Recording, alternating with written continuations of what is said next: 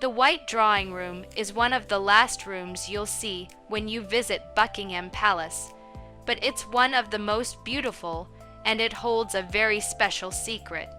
The declassification happened without fanfare. No press conference, no royal acknowledgement, only a quiet upload to the National Archives in late 2023. Among the digitized records was a file labeled Windsor Castle Security Lay, out 1935, revised 1962. Within days, historians began to circulate the contents among colleagues. What they found revealed a hidden world beneath the 1,100-year-old fortress, a labyrinth of chambers, tunnels, and sealed corridors cut through the chalk beneath Berkshire's royal heart. The plans showed more than old cellars or servants' passages. They mapped long subterranean walkways linking distant wings of the castle. Some routes rose toward narrow staircases and concealed exits, while others plunged deep into chalkland shafts. Several tunnels appeared to connect the private royal apartments to exterior courtyards, avoiding guards, checkpoints, and public halls. It was, in essence, another Windsor built below the first. Windsor Castle scholar Leslie Grout, a former mastermind champion renowned for his research on British fortifications, was one of the first to study the drawings. He quickly realized they were not mere wartime escape routes. These were corridors of strategy, he wrote. Every angle, every junction had purpose. The most remarkable feature was a staircase hidden behind the sovereign's private entrance in the southeast corner of the residence. It led directly from the royal apartments to the south terrace, emerging near an unmarked wall. The design offered a perfect escape, invisible from above. Grout traced the staircase to the reign of King Charles Roman II. Legend claimed it allowed the monarch secret visits to his mistress Nell Gwyn, but structural details suggested something more serious. The reinforced masonry, drainage system, and ventilation shafts pointed to engineering far ahead of its era. This was not indulgence, Grout concluded. It was preparedness. Once the discovery spread, researchers scoured letters, diaries, and building accounts from later reigns. The record was almost empty. References to underground work had been erased or written in code. Every century had its overseer who ensured silence. Whoever maintained these tunnels had done so under strict secrecy. A rare glimpse came in 2011 when the British Broadcasting Corporation filmed presenter Fiona Bruce exploring a tunnel beneath an office floor at Windsor. She described a spacious corridor leading out to a quiet road near the river. Officials insisted it was a medieval sallyport built for soldiers during sieges. Yet the smooth concrete and electrical fittings looked mid-20th century. The segment aired once and vanished from circulation. When the 2023 files appeared, Bruce's mystery corridor re-emerged. Her tunnel, it turned out, was only one branch of a vast network. The blueprints revealed chambers marked as secure spaces, communications rooms, and storage. Other passages extended beyond the castle grounds. The drawings even hinted at junctions left deliberately blank, as if the draftsman had been told to stop short of certain secrets. The timing of the release raised questions. It followed the accession of King Charles Roman III by barely a year. Officials claimed the declassification was routine. Others suspected intention. Perhaps someone wanted attention drawn downward. Grout suggested at a symposium, to remind us that the monarchy has foundations deeper than history admits. Rumors of royal tunnels are ancient. Kensington, even Clarence House. The Windsor documents, however, provided the first proof. They also implied that what is known publicly may be only a fraction of what lies beneath. Security analysts noticed the symbols on the plans matched military codes used in the 1950s and 1960s to indicate communication nodes and emergency power units. These were Cold War markers. The tunnels, once medieval, had been reborn as defensive command posts at a time when Britain feared nuclear annihilation. Windsor's foundations had become a sanctuary for governance itself. The revelations set off a chain of investigations.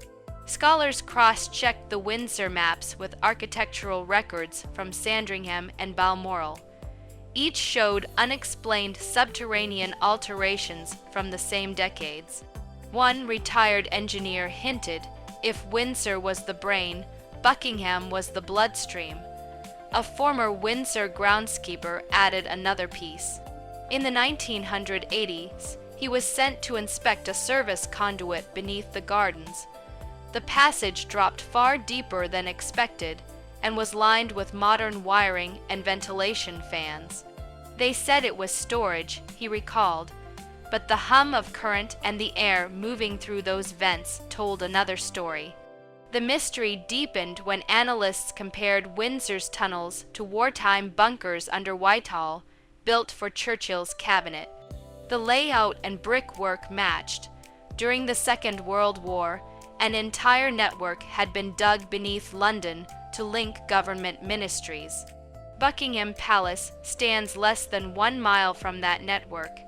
If those tunnels stretched even slightly westward, a connection to the palace would have been simple to conceal.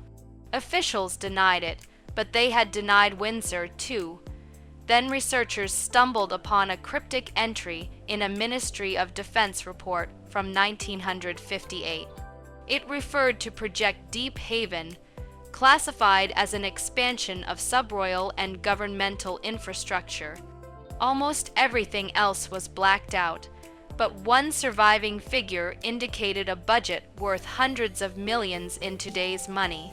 No official record explained what had been built, where, or why. Project Deep Haven may have been the master plan linking all royal and state shelters, a system intended to ensure the continuity of command after nuclear impact. Or it could have been abandoned and buried, forgotten like the engineers who designed it. None of them ever spoke publicly. Those still alive remain bound by oaths of secrecy. When questioned in 2024, the Ministry of Defense refused comment. The royal household described the matter as historic security, not of current concern, yet Grout and his colleagues persisted. If these tunnels once protected kings, he said, they may still guard something of equal importance.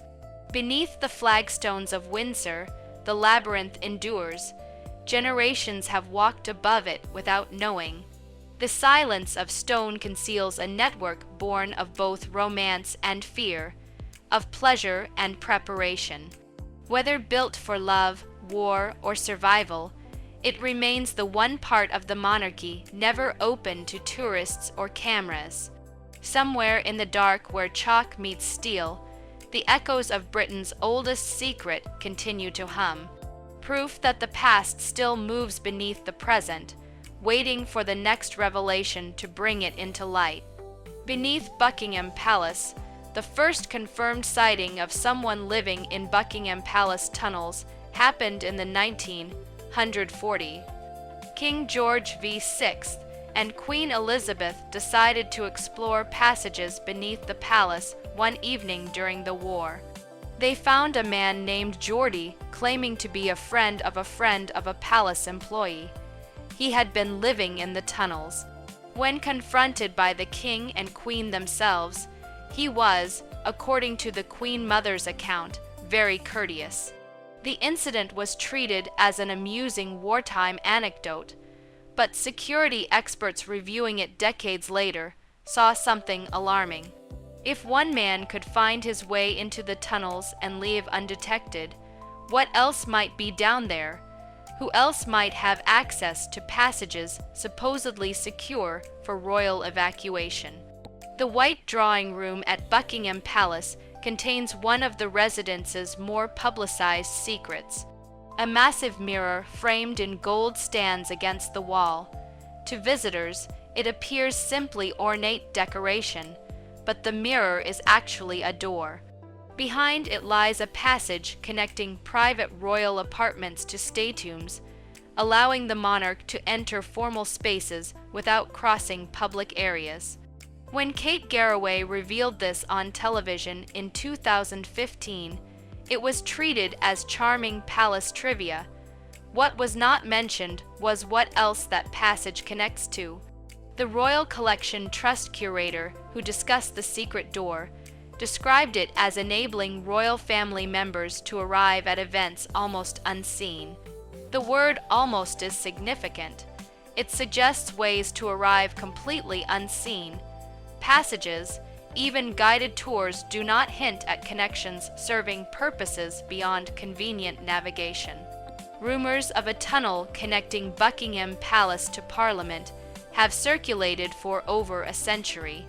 The official position has always been that no such tunnel exists, but Princess Eugenie's husband, Jack Brooks, inadvertently revealed another rumored passage in 2024. He mentioned a tunnel linking St. James Palace to Duke's Bar, one of Mayfair's most exclusive drinking establishments. He claimed he had not used it yet, but wanted to check it out. St. James Palace sits less than a /4 mile from Buckingham Palace. If a tunnel connects St. James to a bar in Mayfair, what prevents tunnels from connecting the palaces to each other? If passages run between palaces, why would they not continue to other key locations? One passage suggests others. One connection implies a system. The oldest section of Buckingham Palace is the wine vaults beneath the West Wing, dating to 1760, when the building was still Buckingham House. Wine vaults and grand homes of that era were built with multiple entrances. Deliveries needed access from outside. Staff needed access from within. Some entrances led to service passages. Some passages connected to broader underground routes. Beneath Buckingham Palace runs the River Tyburn, one of London's lost rivers. Once a surface waterway, it was gradually built over and converted into a sewer. But rivers leave channels. They create natural underground spaces that can be expanded, modified, turned into passages. Anyone with access to the old riverbed would have a ready-made route beneath central London. During World War II, the tunnel network under Whitehall was extensive. The cabinet war rooms show visitors a fraction of what was built.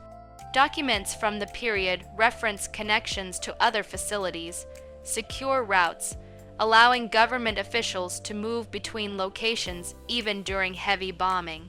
The Admiralty Citadel, built in 1941 as a bomb-proof communication center, was connected to the Whitehall tunnel system. The Admiralty Citadel sits less than 500 yards from Buckingham Palace. When construction was planned, security experts would have considered protecting senior officials and the royal family if London came under sustained attack. The idea they would build extensive tunnels for government operations, but leave the monarch isolated in a separate facility strains credibility.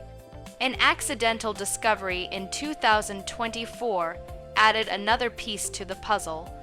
Workers renovating the Jubilee line found an unexpected void near Green Park Station. Investigation revealed a large brick-lined chamber not appearing on any transport maps. The chamber showed evidence of 20th century construction, but its original purpose was unclear. What was clear was that it connected to older passages continuing beyond where investigation was allowed. Green Park Station sits directly between Buckingham Palace and Parliament. A chamber connecting to unknown passages in that exact location raises obvious questions. Transport authorities reported the finding to security services and were instructed to seal the entrance. No further investigation was authorized. Former palace staff described areas of Buckingham Palace not included in public documentation. Service corridors descending deeper than acknowledged basement levels, doors marked with outdated security clearance requirements, passages staff were told to avoid. One former employee described seeing ventilation equipment in a sub far too extensive for the immediate area. When they asked about it, they were told it was climate control and not to concern themselves. The panic room at Kensington Palace, where Prince William and Princess Catherine formerly lived, was publicly confirmed to include air filtration capable of protecting against biological warfare. The room was equipped with secure communications, beds, washing facilities, and enough supplies for the family to survive at least a week. But a panic room sustaining people for a week only makes sense if there is a way to move them to longer-term safety afterward. The panic room's existence strongly suggests an evacuation route underground. Hirove House, King Charles's private residence in Gloucester, contains a steel-lined panic room on the first floor. According to royal biographies, if the rest of the house is destroyed, this room will drop intact to the ground floor.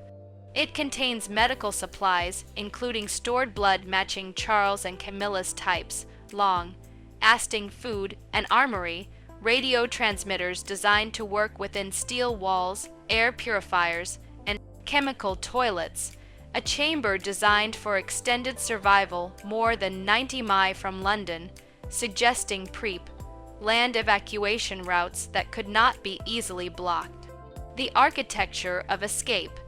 The medieval sections of Windsor Castle contain passages threading through chalk bedrock, penetrating deep below foundations.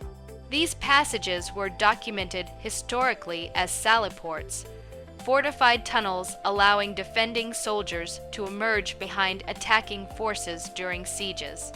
But architectural analysis revealed something unexpected. The medieval passages had been extensively modified in the 20th century. Modern electrical conduits ran along walls that should have been untouched for 600 years. Ventilation shafts bored through rock with precision impossible before modern drilling equipment. Reinforced sections that could only have been added within the last century. Someone had taken medieval escape routes and transformed them into something designed not for defending against medieval armies, but for survival in modern catastrophe. The wine cellar visible in declassified Windsor maps is massive, occupying much of the basement level. Historical records indicate continuous use from the 1700s, but the maps show something curious.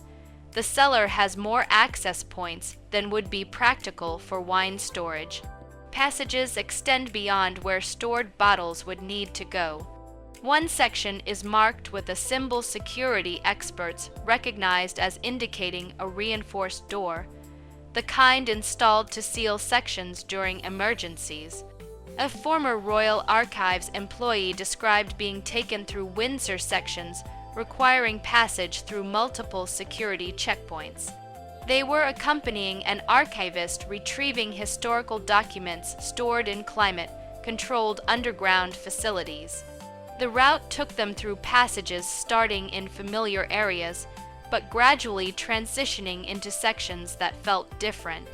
Newer construction merged with older tunnels, temperature and humidity carefully regulated, electronic locks on doors opening into darkness beyond their escort's flashlight reach. The documents were stored in a chamber at least 30 ft underground. The employee remembered asking why historical papers would be stored so far beneath the castle. The senior archivist replied that documents of national importance needed protection from any conceivable disaster: fire, flood, bombing.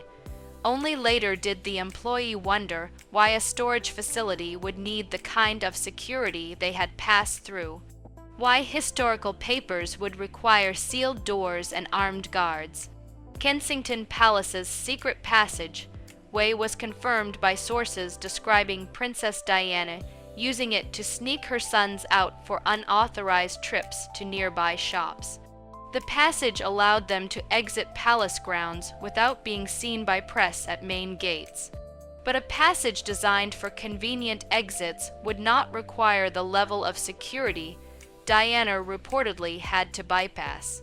Former staff described the passage having multiple locked access points, each requiring specific clearances to open. The truth is that public explanations for these passages often describe only their most benign use.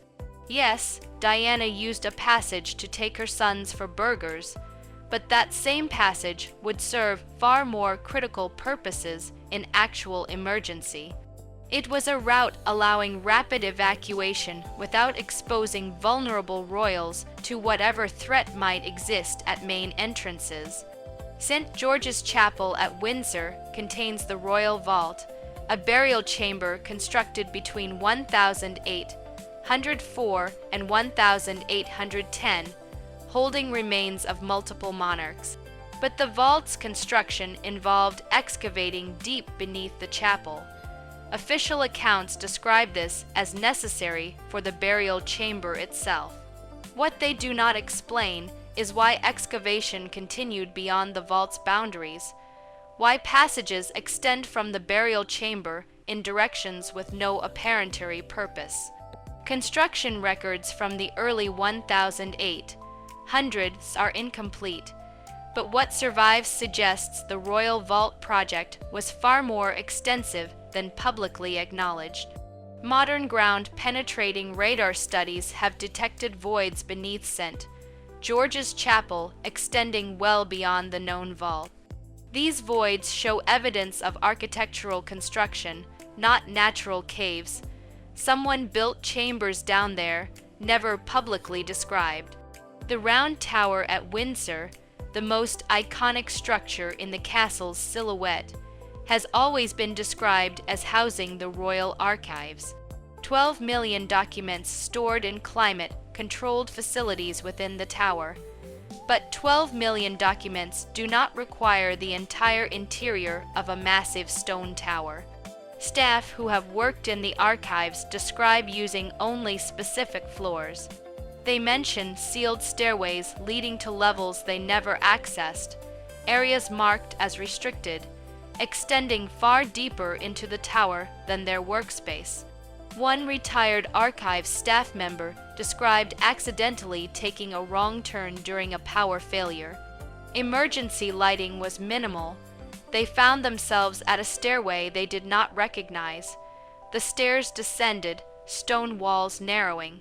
They followed the stairs for 3 full levels before deciding they were completely lost and returning upward. When they reported the incident to security, they were told firmly they had been in an old service area no longer in use and should not have been accessible. The pattern repeated across royal properties, passages explained one way but suggesting others. Facilities described as having specific purposes but containing features indicating additional functions. Security measures that seem disproportionate unless you assume threats far more serious than official explanations acknowledged. And always careful management of information. Staff cleared to know some things but not others. What emerged was a picture of parallel realities, the public monarchy of ceremonies and state occasions. And then something else, an infrastructure built over centuries, expanded during World Wars and Cold Wars. A system designed to ensure that no matter what happened on the surface, the institution would survive. The crown would continue. The head of state would remain secure and capable of functioning. This infrastructure was not inherently sinister. Nations need continuity of government. Institutions require succession planning. But the scale of what had been built, the extent of tunnels and chambers and hidden routes suggested preparation for scenarios never publicly discussed. What exactly were they preparing for? What threats had they anticipated that required this massive underground network? What lies beneath? The man called Geordi was not the only unauthorized person to access the palace tunnel system. Freedom of Information requests filed in 2024 revealed multiple security incidents at royal properties involving intruders found in areas not supposed to be accessible. Details were heavily redacted, but what remained indicated people had repeatedly managed to enter restricted underground sections. Each incident resulted in security reviews, yet incidents kept happening. One report from 2013 described an intruder apprehended in a service corridor beneath Windsor. The individual claimed to have entered through an unlocked door in a public tour area, but the location where they were found was 3 levels below ground floor behind multiple locked doors that should have been secure. Security investigators determined the intruder had used routes not properly documented in current security protocols. Routes existing in older architectural plans but omitted from modern security systems. This raised a terrifying possibility. If current security could not account for all passages because documentation was incomplete, then tunnels were inherently insecure.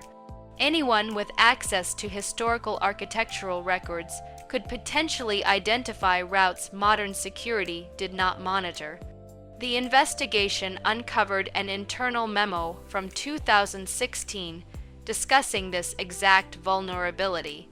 Security officials had recommended comprehensive audit of all underground spaces, comparing current security coverage against all available historical documents. The memo noted such an audit, it would be expensive and time-consuming. More critically, it would require acknowledging the full extent of the tunnel network, creating its own security risks. The recommendation was to proceed with targeted upgrades rather than comprehensive mapping. The decision meant portions of the tunnel system remained essentially unmapped from a security standpoint. Passages existed that were not regularly patrolled, chambers with no current monitoring, areas where someone could potentially hide or store materials without detection.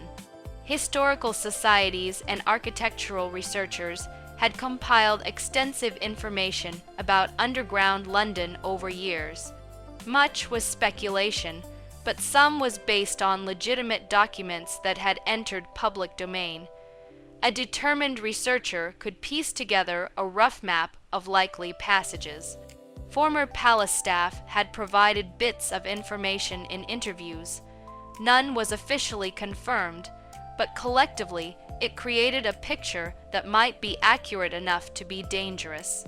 The most alarming incident came through a chance conversation between investigators and a former palace security officer who had retired to Spain. Speaking over encrypted communication, the officer described an event from the late 1990s. Security cameras in a sub-area of Buckingham Palace showed a figure moving through a passage supposed to be sealed. The figure appeared briefly on one camera, then vanished. By the time security reached the location, there was no one there. The sealed door showed no signs of forced entry. The incident was investigated thoroughly. The prevailing theory was equipment malfunction, a glitch creating a false image, but the security officer who reviewed footage frame by frame insisted it showed a real person. Someone who knew about that passage and knew how to access it without forcing doors. Someone who appeared on camera either because they did not know about that particular camera or because they wanted to be seen to send a message that tunnels were not as secure as the palace. Believed no other sightings were recorded, no evidence of intrusion was found. The footage was classified.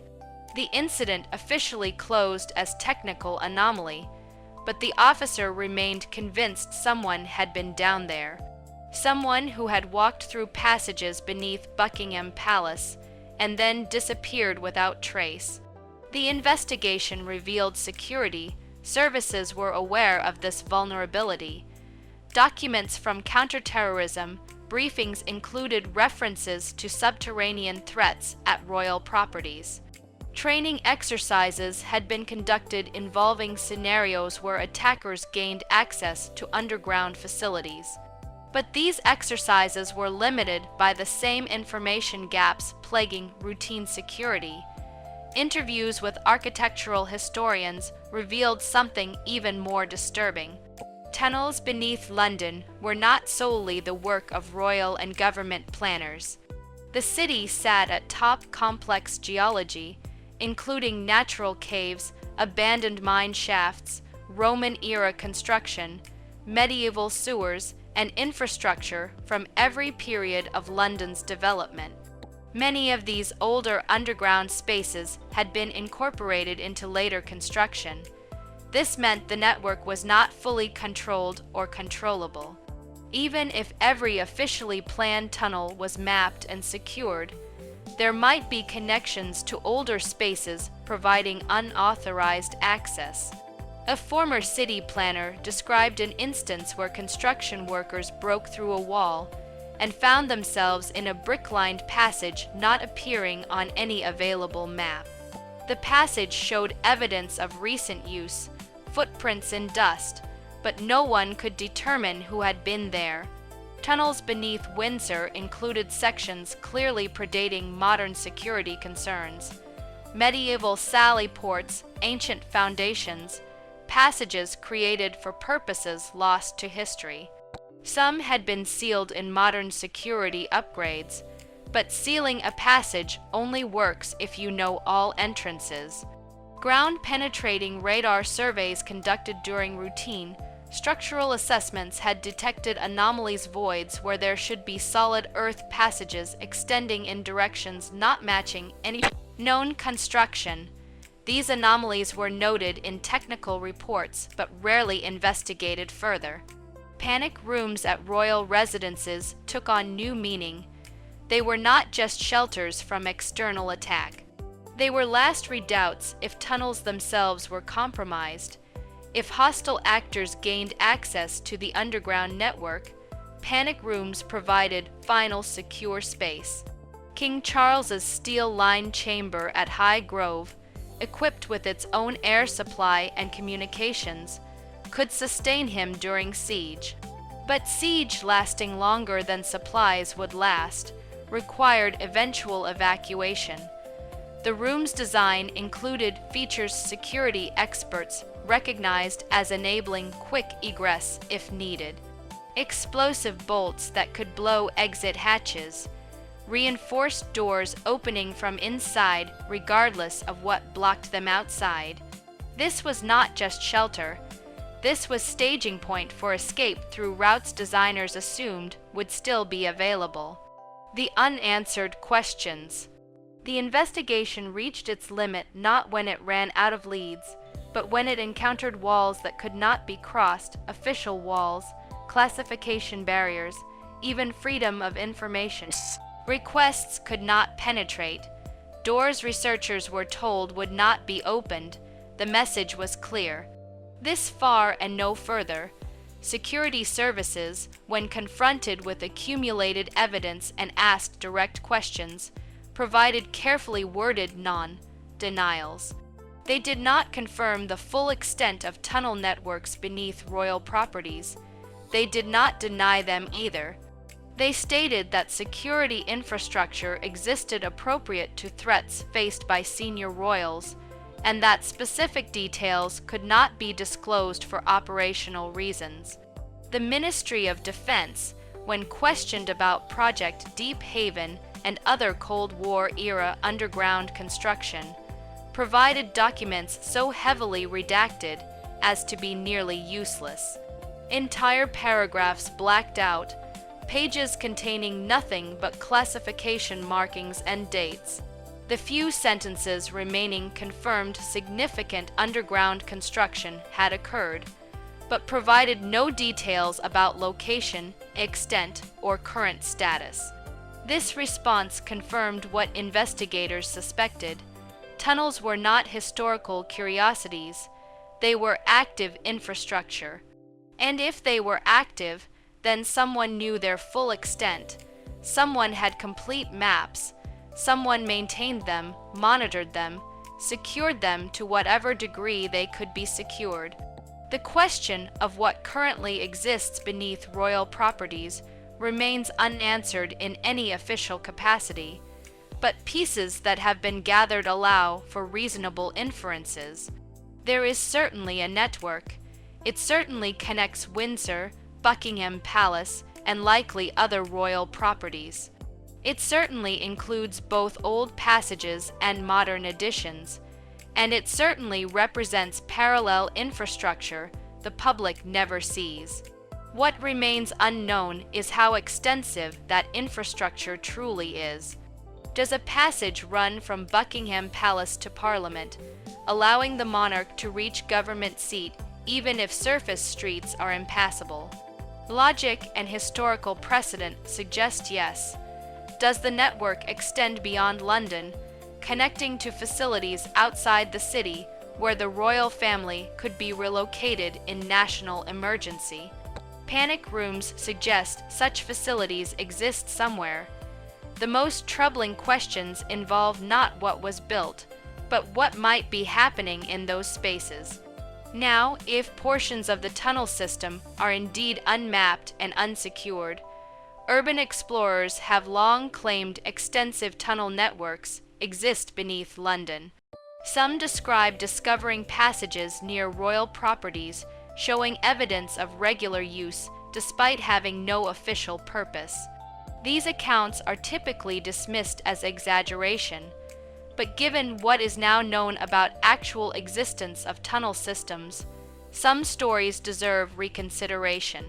If explorers found passages near Windsor showing signs of recent activity, were they encountering security patrols in classified areas? Or were they seeing evidence of unauthorized access by others who knew about the tunnels? Security implications extend beyond physical intrusion. If passages exist that are not fully monitored, they could be used for covert surveillance. Equipment could be placed to intercept communications. Routes could be mapped for potential future attacks.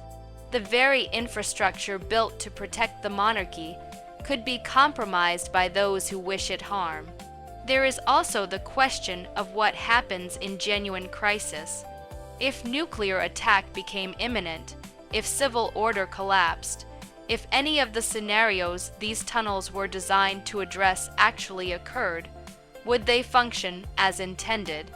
Or has the system become so complex, so poorly documented, so compromised by unauthorized access over decades that it would fail at the moment it was most needed?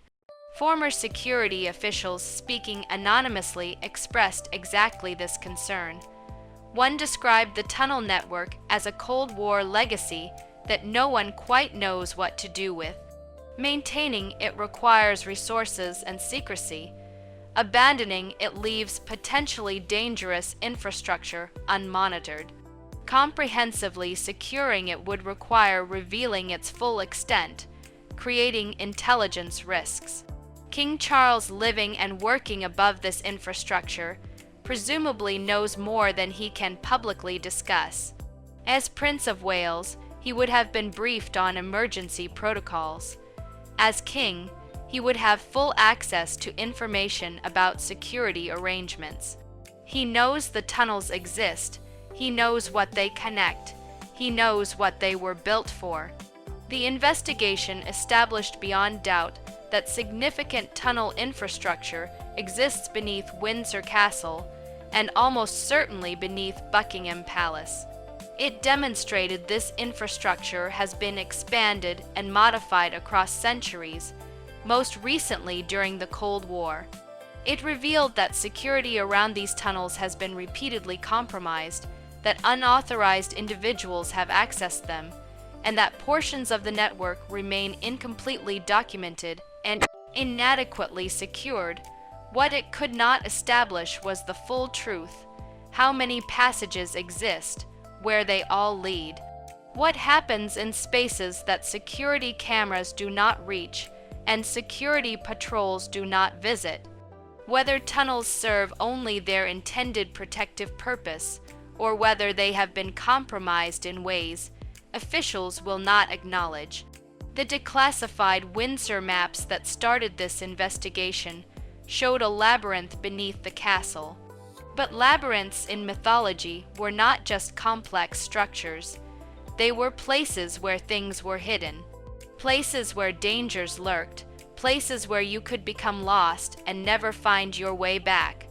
Modern tunnel networks beneath royal properties were built with the best intentions. They were meant to ensure survival, to provide safety, to protect the institution of monarchy from any threat. But good intentions do not guarantee good outcomes. Complexity creates vulnerability. Secrecy prevents proper oversight. Infrastructure designed for protection can become something else entirely if not carefully controlled. The terrifying truth is not that these tunnels exist. It is that no one, not security services, not historians, not even perhaps those who live and work above them, knows everything about what lies beneath. Passages snake through darkness, connecting places never meant to be connected. Chambers sit empty, their purposes forgotten or deliberately obscured. And so they remain the tunnels beneath Windsor, the passages under Buckingham Palace, the network that almost certainly connects them and probably extends to locations that can only be guessed at. They remain active, maintained to some degree, secured as well as current protocols allow. They remain classified, their full extent, a secret shared by only a few. They remain ready, waiting for the crisis they were built to survive, waiting in darkness beneath the throne. The investigation uncovered extensive tunnel networks beneath royal properties built across centuries for protection, but it revealed critical security gaps, unauthorized access, and documentation, so incomplete that the full extent may never be known. What lies beneath the crown is both protection and vulnerability.